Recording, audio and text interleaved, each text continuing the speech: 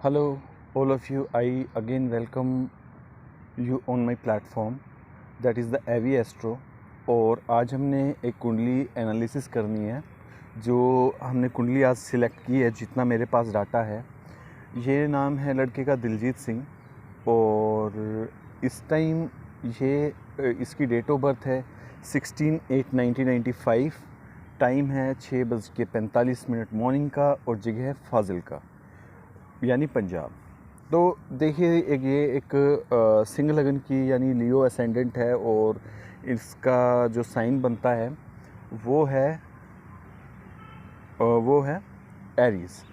Aries मतलब fiery मतलब, और इसके चंद्रमा के साथ केतु बैठा हुआ है।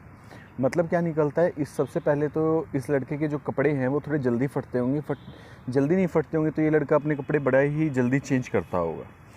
और लगन में ही बुध बैठा हुआ है और शुक्र और सन बैठे हुए हैं। 12वें में मंगल, दूसरे में राहु, तीसरे में और शनि, 7वें में और बृहस्पति चौथे में।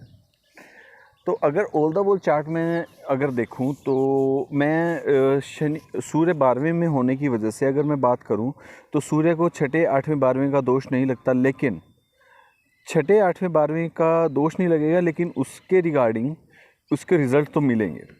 तो लड़के की एक ही लाइन में मैं बात बोलूं तो स्ट्रगल, लाइफ केवल और केवल स्ट्रगल से भरी हुई होगी। और दूसरा है शुक्र के साथ बैठे होने की वजह से ये थोड़ा एग्रेसिव होगा सेक्सुअली ये लड़का। और तीसरा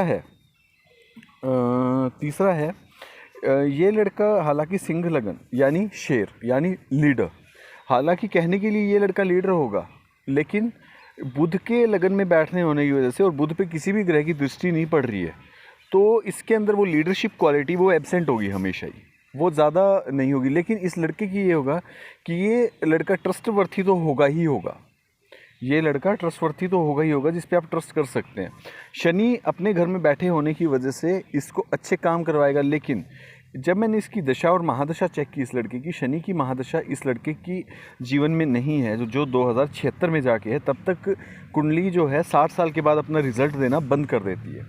सूर्य की जो महादशा है वो 8/9/2019 से स्टार्ट हुई है इसकी।